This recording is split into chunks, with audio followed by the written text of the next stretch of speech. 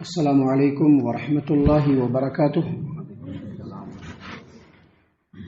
اعوذ باللہ من الشیطان الرجیم، بسم اللہ الرحمن الرحیم۔ واتخذ قوم موسى من بعده من حلیهم عجلا جسدا له خوار الم يروا انه لا يكلمهم ولا يهديهم سبيلا اتخذوه وكانوا ظالمين ولما سقط في ايديهم ورأوا انهم قد ضلوا قالوا لئن لم يرحمنا ربنا ويغفر لنا لنكونن من الخاسرين۔ محترم سامعین اکرام،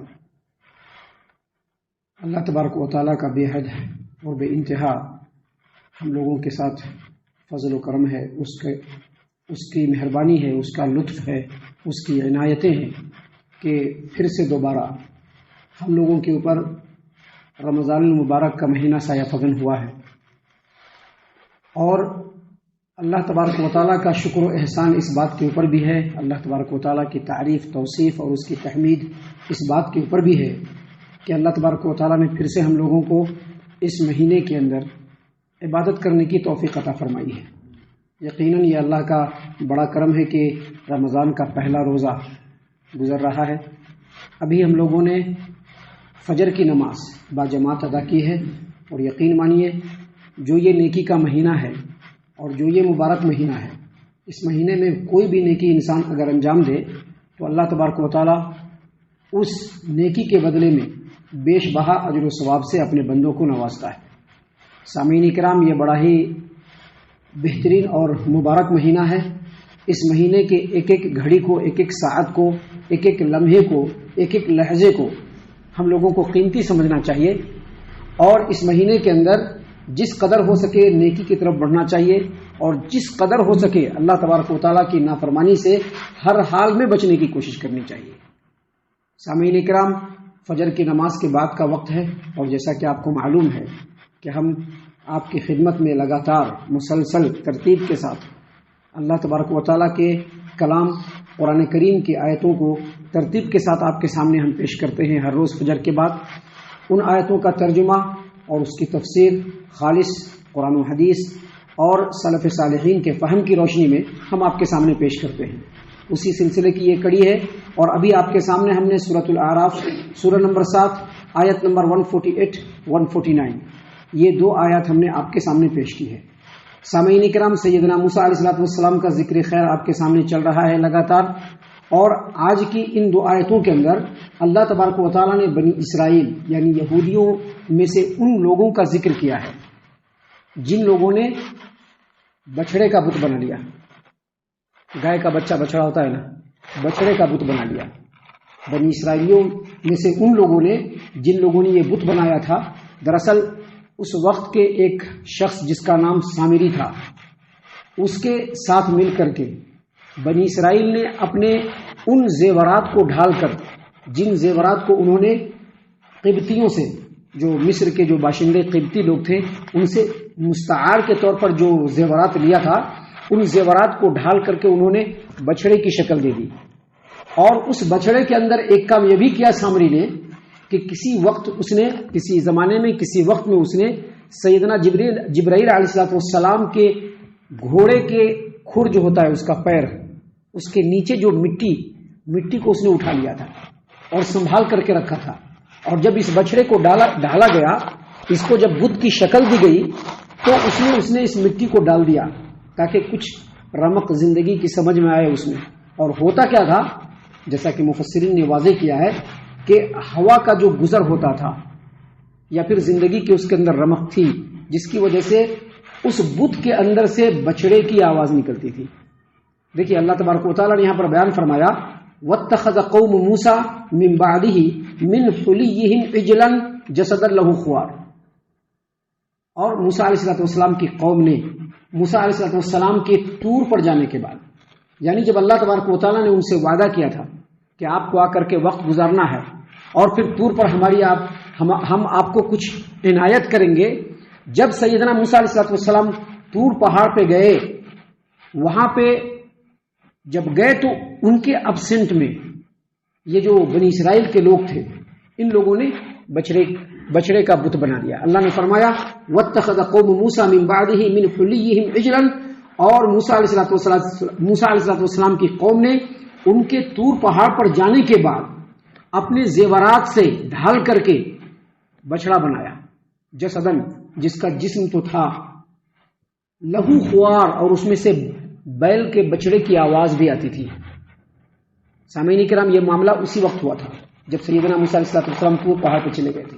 اور اس سے پہلے جو آیت ہم نے آپ کے سامنے پیش کی ہے، ان آیتوں میں سے ایک آیت میں اللہ تبارک و تعالیٰ نے یہ بھی فرمایا کہ جب سیدنا موسیٰ علیہ السلام اللہ تبارک و تعالیٰ کے وعدے کے مطابق اور مقرر کیے وقت کے مطابق جب طور پہاڑ کی طرف نکلے تو اپنے پیچھے اپنے بھائی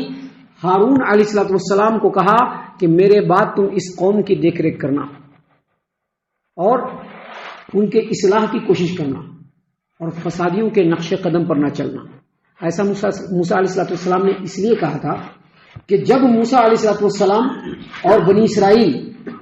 فرعون کے پنجے سے اور ان کے غلامی کے پنجے سے، ان کے ظلم کے پنجے سے نجات حاصل کر کے جب آ رہے تھے تو ایک جگہ پر ان لوگوں نے دیکھا تھا ایک قوم کے لوگوں کو، کنعانی تھے وہ لوگ، شاید یا کوئی دوسرے قوم کے لوگ تھے، وہ لوگ بچڑے کی شکل کے بت کی پوجا کر رہے تھے. تو انہوں نے موسیٰ علیہ السلام سے کہا کہ جیسا انہوں نے معبود بنا کر کے رکھا ہے ہم کو بھی ایسا ہی معبود چاہیے. گویا شرک جو ہے پہلے سے ہی ان لوگوں کے رگو پے میں سرایت تھا، رچا بسا ہوا تھا. اس لیے موسیٰ علیہ السلام جب جانے لگے تو اپنے بھائی ہارون کو کہا کہ دیکھو میری غیر موجودگی میں، میرے ابسنٹ میں تم ذرا اس قوم کا خیال رکھنا، ان کی اصلاح کرتے رہنا، ان کے اوپر ذرا پکڑ بنا کر کے رکھنا، فسادی لوگوں کے پیچھے مت پڑنا، ذرا خوب دیکھ بھال کرنا. لیکن اتنا کرنے کے باوجود ان کے قوم کے لوگوں نے، موسیٰ علیہ السلام کی قوم کے لوگوں نے موسیٰ علیہ السلام کے طور پہاڑ پہ جانے کے بعد بچڑے کی شکل بنائی، اس کا بت بنایا اور اس کے اندر سے آواز نکلتی تھی، جس کی تفصیل ہم نے آپ کے سامنے بیان کی. اللہ تبارک و تعالیٰ نے اس بات کی خبر سیدنا موسیٰ علیہ السلام کو طور پہاڑ پہ ہی دے دیا. جب ابھی کوہ طور پر ہی تھے موسیٰ علیہ السلام، اللہ تبارک و تعالیٰ نے اس بات کی خبر دے دی تھی، جیسا کہ اللہ تعالیٰ نے اسی قرآن کریم کے اندر سورہ طٰہٰ آیت نمبر 85 کے اندر بیان فرمایا قال فإنا قد فتنا قومك من بعدك وأضلهم السامري. اے موسیٰ، ہم نے آپ کی قوم کو آزمائش میں ڈال دیا ہے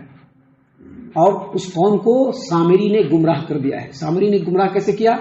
خوب اس کو سمجھایا بجھایا، جس کی پوری تفصیل ہے قرآن کریم کے اندر، تفسیر کی کتابوں کے اندر، کہ پہلے بہت سمجھایا بجھایا کہ نہیں یہی اصل میں موسیٰ کا معبود ہے، یہی اصل میں تمہارا معبود ہے. موسیٰ بھول گئے ہیں تو کیا کیا جائے؟ تو سب لوگ اپنے زیورات کو اکٹھا کرو. اس نے زیورات کو ڈھال کر کے بچڑے کی بت کی شکل دی اور اس کے اندر جبرائیل علیہ السلام کے گھوڑے کے پیر کے نیچے کی مٹی کو جو اس نے سنبھال کر کے رکھا تھا اس کے اندر ڈال دیا، جس کی وجہ سے اس میں ایسے آواز نکلتی تھی. مفسرین کا اس بات میں اختلاف ہے. بعض مفسرین نے کہا ہے کہ جو بچڑا اس نے بت کی شکل میں جو ڈھال کر کے بنایا تھا، بعد میں جا کر کے وہ گوشت اور خون کا بن گیا، یہ جیسا معمولی بچڑا ہوتا ہے ویسا ہی بن گیا اور وہ بچڑے کی آواز میں بولا کرتا تھا. لیکن بعض مفسرین نے کہا کہ نہیں، وہ اصل میں زیورات کا ہی ڈھالا ہوا بت تھا، لیکن چونکہ اس کے اندر جبرائیل علیہ السلام کے گھوڑے کے ٹاپوں کے نیچے کی مٹی کو ڈالا گیا تھا، جس کی وجہ سے اس کے اندر ایک رتی زندگی کی رمق آئی تھی اور جب ہوا کا گزر ہوتا تھا تو اس میں سے بچڑے کی آواز نکلتی تھی. حقیقت حال کیا ہے یہ تو اللہ جانتا ہے، اس کی کوئی تفصیل ہمیں بالکل مستند طریقے سے نہیں ملتی ہے. لہذا جو قرآن کریم میں اللہ تبارک و تعالیٰ نے بیان فرمایا ہے اسی کو ہم برقرار رکھیں گے. اللہ تبارک و تعالیٰ نے فرمایا کہ موسیٰ علیہ السلام کی قوم نے موسیٰ علیہ السلام کے طور پہاڑ پر جانے کے بعد اپنے زیورات کو ڈھال کر کے بچڑا بنایا، جو جسم تھا اور اس کی آواز جو تھی وہ بیل کی آواز کی طرح سے تھی. اللہ تبارک و تعالیٰ نے ان کے اس عمل کی تردید کی، کیونکہ ان لوگوں نے بچڑا بنانے کے بعد خاموشی اختیار نہیں کیا بلکہ اس کی پوجا شروع کر دی. تفسیر کے اندر آتا ہے کہ جب بچڑے کے گلے سے جو بت بنا ہوا تھا بچڑا، اس کے گلے سے جب بیل کی آواز نکلی تو بنی اسرائیل ناچنا شروع کر دیے، جیسے مشرکین لوگ ناچتے ہیں اپنے معبودوں کے سامنے، ویسے ہی ناچنا شروع کر دیے اور کہا کہ یہی ہمارا معبود ہے، یہی موسیٰ کا معبود ہے. موسیٰ علیہ السلام بھول گئے، ان کو پتہ نہیں ہے کہ یہ ہمارا معبود ہے. ایسا ان لوگوں نے کہہ کر کے اس کو اپنا معبود بنا لیا اور اس کی پوجا شروع کر دی. اللہ تبارک و تعالیٰ نے ان کی اس بات کی تردید کرتے ہوئے کہا کہ اللہ نے فرمایا کہ الم یروا انہ لا یکلمہم ولا یہدیہم سبیلا، کیا وہ لوگ نہیں دیکھتے ہیں، کیا ان لوگوں کو سمجھ میں نہیں آ رہا ہے کہ نہ تو یہ بچڑا بات کر رہا ہے اور نہ ہی ان کی رہنمائی کر سکتا ہے۔ اللہ تبارک و تعالیٰ نے اس بات کو قرآن کریم میں اور بھی دوسرے مقامات پر دوسرے انداز میں کہا ہے کہ یہ نہ تو نفع پہنچا سکتا ہے اور نہ ہی نقصان پہنچا سکتا ہے، پھر بھی بنی اسرائیل نے اس کو اپنا معبود بنایا۔ اس کا مطلب کیا ہے؟ اللہ تبارک و تعالیٰ نے یہاں پر اس آیت کریمہ کے اس ٹکڑے کے ذریعے سے بتلایا کہ اللہ تبارک و تعالیٰ کے علاوہ اس پورے کائنات میں کوئی ایسا نہیں ہے جو کسی کے نفع اور نقصان کا مالک ہو۔ نفع اور نقصان کا مالک صرف اللہ تبارک و تعالیٰ ہے، ہدایت دینے والا صرف اللہ تبارک و تعالیٰ ہے، اپنے بندوں کی رہنمائی کرنے والا صرف اللہ تبارک و تعالیٰ ہے۔ وہی پورے کائنات کا خالق ہے، وہی مالک ہے، وہی رازق ہے، وہی قہار ہے، وہی جبار ہے، وہی پورے کائنات کا انتظام کرنے والا ہے۔ لہذا اگر معبود بنانا ہے تو کس کو معبود بنایا جائے؟ صرف اللہ تبارک و تعالیٰ کو۔ اب بچڑے کی وجہ سے یا پیر بابا کی وجہ سے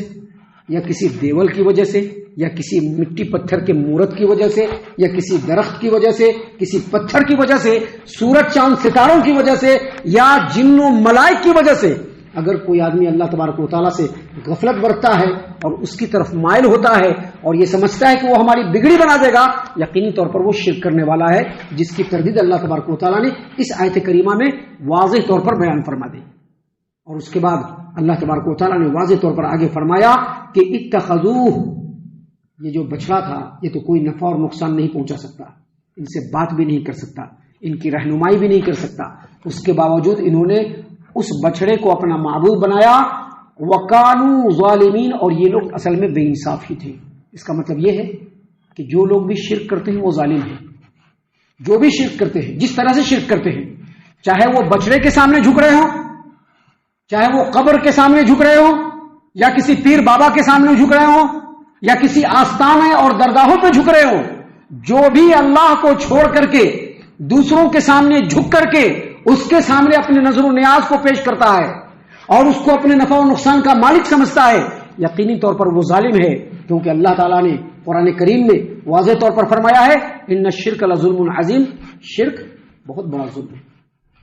سامعین کرام، جب یہ بات ہو گئی تو آگے اللہ نے فرمایا کہ جب موسیٰ علیہ السلام آئے، حالانکہ یہاں پر اس کا ذکر بعد میں آیا ہے، یہاں پر اس کا ذکر بعد میں آیا ہے، لیکن جو آیت کریمہ میں بیان کیا جا رہا ہے وہ موسیٰ علیہ السلام کے طور پہاڑ سے واپس آنے کے بعد اللہ نے فرمایا وَلَمَّا سُقِطَ فِي أَيْدِيهِمْ وَرَأَوْا أَنَّهُمْ قَدْ ضَلُّوا، جب ان لوگوں کو شرمندگی ہوئی، یعنی موسیٰ نے بتلایا کہ تم اللہ کو چھوڑ کر کے یہ بت کی پوجا کر رہے ہو، تم لوگ مشرک ہو رہے ہو، تم لوگ اپنے آپ پر ظلم کرنے والے ہو، تم لوگ ظالم ہو، تو ان کو شرمندگی ہوئی۔ وَلَمَّا سُقِطَ فِي أَيْدِيهِمْ کا کیا مطلب ہے؟ ان کو شرمندگی ہوئی، ان کو شرم محسوس ہوا، ندامت دامنگیر ہوئی کہ ہم لوگوں نے بہت غلط کیا ہے۔ وَرَأَوْا أَنَّهُمْ قَدْ ضَلُّوا، اور ان کو لگا کہ وہ لوگ شرک کر کے گمراہ ہو گئے ہیں، تو ان لوگوں نے فوراً اللہ تبارک و تعالیٰ کے سامنے توبہ کیا اور کہا لَإِن لَّمْ يَرْحَمْنَا رَبُّنَا، اگر ہمارے رب نے ہمارے اوپر رحم نہیں کیا، وَيَغْفِرْ لَنَا، اور ہمارے گناہوں کی بخشش نہیں کی، لَنَكُونَنَّ مِنَ الْخَاسِرِينَ، تو ہم لوگ گھاٹا پانے والوں میں سے ہو جائیں گے۔ اس سے یہ پتہ چلا کہ اگر کبھی کسی وجہ سے، نفسانی خواہشات کی وجہ سے یا شیطان کے بہکاوے میں آنے کی وجہ سے یا کسی بھی وجہ سے ہم سے گناہ ہو جائے، غلطی ہو جائے، خطا ہو جائے، تو فوراً ہمیں اللہ تبارک و تعالیٰ سے رحم کی درخواست کرنی چاہیے اور اپنے گناہوں کی بخشش اللہ تبارک و تعالیٰ سے مانگنی چاہیے۔ ابھی آگے اور بھی بہت ساری باتیں ہیں جو موسیٰ علیہ السلام کے ذکر خیر میں اللہ تبارک و تعالیٰ نے بیان فرمایا ہے، جس کو انشاءاللہ کل اور کل کے بعد کے درس میں ہم آپ کے سامنے پیش کرنے والے ہیں۔ ہم اللہ سے دعا کرتے ہیں کہ اللہ تعالیٰ ہم تمام کے ساتھ خیر و عافیت کا معاملہ فرمائے، اللہ تبارک و تعالیٰ ہماری نیکیوں کو قبول فرمائے، اللہ ہمارے گناہوں کو معاف فرمائے، نیکیوں کی طرف رغبت کرنے والا اور گناہوں سے بچنے والا بنائے، آمین۔ اللہ تعالیٰ ہم تمام کو صحیح معنوں میں پکا سچا مومن مسلمان بنائے، اللہ اور اس کے رسول صلی اللہ علیہ وسلم کی اطاعت و فرما برداری کرنے والا بنائے، صحابہ کرام رضی اللہ عنہم کے طریقے پر چلنے والا بنائے، جنت الفردوس میں جگہ عطا فرمائے۔ اے اللہ ہم تمام کو جہنم سے پناہ دے، اے رب العالمین ہم تمام کو جہنم سے پناہ دے، اے مالک الملک ہم تمام کو جہنم سے پناہ دے، آمین یا رب العالمین، وما علینا الا البلاغ المبین۔ تبارك الذي نزل الفرقان على عبده ليكون للعالمين نذيرا